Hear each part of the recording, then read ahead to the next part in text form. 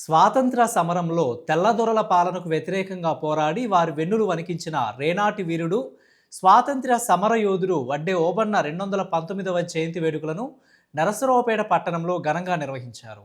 నరసరావుపేట పట్టణంలోని మున్సిపల్ అతిథి గృహంలో నిర్వహించిన ఈ కార్యక్రమానికి రెవెన్యూ డివిజనల్ అధికారి, నరసరావుపేట శాసనసభ్యులు డాక్టర్ చదలవాడ అరవిందబాబు ముఖ్య అతిథులుగా హాజరయ్యారు. ముందుగా వడ్డే ఓబన్న చిత్రపటానికి పూలమాలలు వేసి ఘనంగా నివాళులర్పించారు. పల్నాడు బస్టాండ్ వద్ద వడ్డే ఓబన్న చిత్రపటానికి పూలమాలలు వేసి నివాళులర్పించారు. ఈ సందర్భంగా ఏర్పాటు చేసిన కేక్ కట్ చేశారు. వడ్డే ఓబన్న జయంతి శుభాకాంక్షలు. మరి కార్యక్రమాన్ని రాష్ట్ర ప్రభుత్వం తరపున అధికారికంగా జయంతి ఉత్సవాలను జరపమని మన కలెక్టర్ ఆర్డీఓ గారు చెప్పడం జరిగింది. కాబట్టి ఈ కార్యక్రమాన్ని ప్రభుత్వ పరంగా అధికారికంగా ఈ కార్యక్రమాన్ని నిర్వహిస్తున్న ఆర్డీఓ గారికి మరి ధన్యవాదాలు తెలియజేస్తూ, ముఖ్యంగా మా సోదరులందరికీ, వడ్డే సోదరులందరూ కూడా మరి ఎప్పటి నుంచో కూడా మొదటి నుంచి కూడా కాయ కష్టం చేసి బలమైన వర్గం, అదేవిధంగా శారీరకంగా కూడా బలంగా ఉంటారు. మరి అన్ని పోరాటాల్లో కానీ ఉద్యమాల్లో ముందుంటారు. కాబట్టి ఇటువంటి కార్యక్రమంలో వడ్డే ఓబన్న గారిని మరి ఆ రోజుల్లో జరిగిన పోరాటంలో ఇవాళ రాష్ట్ర ప్రభుత్వం గమనించి వారిని బయటికి తీసుకురావటం, మన సంఘానికి ఒక సరైన గౌరవాన్ని కల్పించిన ఘనత మన నారా చంద్రబాబు నాయుడు గారు, పవన్ కళ్యాణ్ గారిని మీకు తెలియజేస్తూ ఉన్నాను. దీని ఉద్దేశం ఏంటంటే, ఎవరైతే పోరాటం చేశారో, మన వర్గం కోసం ఎవరైతే పోరాటం చేశారో వారికి గౌరవాన్ని కల్పిస్తూ, ఆ గౌరవాన్ని వారెక్కడికే కాదు మన సంఘీయులకు కూడా గౌరవాన్ని కల్పిస్తూ ఈ కార్యక్రమాన్ని చేస్తూ ఉన్నారు. అంటే ఇటువంటి కార్యక్రమాలు మనం అందరం కూడా అర్థం చేసుకోవాల్సింది, ఒక మంచి నాయకులను ఎన్నుకోవాలి. అటువంటి నాయకులు నారా చంద్రబాబు నాయుడు గారు, పవన్ కళ్యాణ్ గారు, నారా లోకేష్ బాబు గారు, నరేంద్ర మోడీ గారి ఆశీస్సులతోటి ఇవాళ భారతదేశం కానీ మన ఆంధ్ర రాష్ట్రం కానీ ముందుకు పోతుంది. ఇప్పుడు మంచి నాయకులను ఎన్నుకుంటే మరి ఇటువంటి కార్యక్రమాలు చేయడానికి మనకి అవకాశం ఉంటుంది. జనరల్గా ఏంటంటే, అట్టడుగు వర్గాలని గౌరవంగా చూడకుండా ఉండే రోజులు వెనకటి రోజులు ఉన్నాయి. కానీ వాళ్ళ ఆ పరిస్థితి లేదు.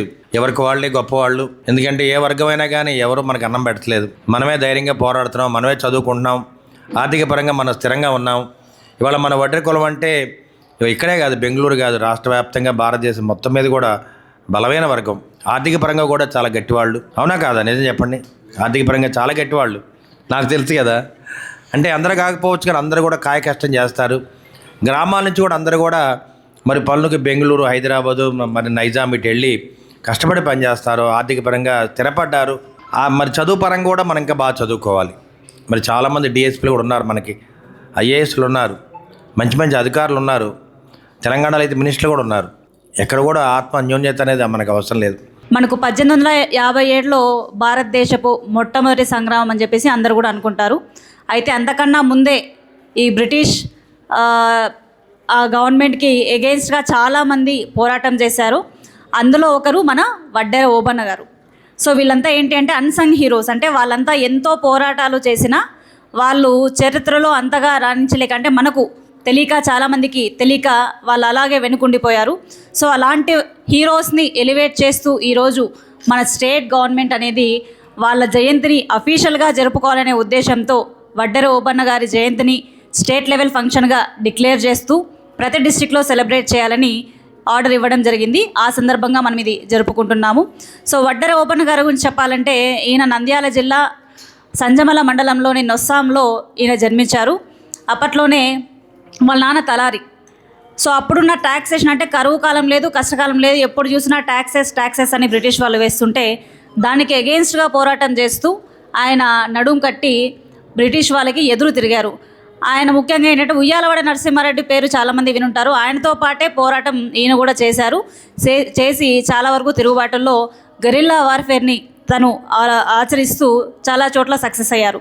సో ఇలాంటి వాళ్ళు ఎక్కడైతే మనకు బ్రిటిష్కి తిరుగుబాటు చేస్తూ మన పోరాటాలకి నిలిచి మనకి సక్సెస్ అయ్యేలాగా చేసిన వాళ్ళందరినీ గుర్తిస్తూ మన స్టేట్ గవర్నమెంట్ అనేది వీరి జయంతిని జరుపుకోవాలని చెప్తుంది.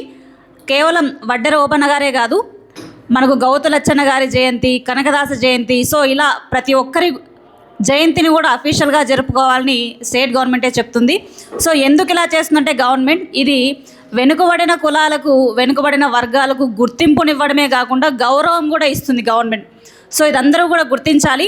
ఉమ్మడి కూటమి ప్రభుత్వం గవర్నమెంట్ కార్యక్రమంగా ఏర్పాటు చేసినందుకు ముందుగా ప్రత్యేకంగా ఉమ్మడి కూటమి ప్రభుత్వానికి ప్రత్యేక ధన్యవాదాలు తెలుపుకుంటూ, ఆనాడు బ్రిటిష్ పాలకుల అరాచకాలకి ఎదురొడ్డి నిలబడ్డ తెలుగునాట మహా వీరులు ఇద్దరు.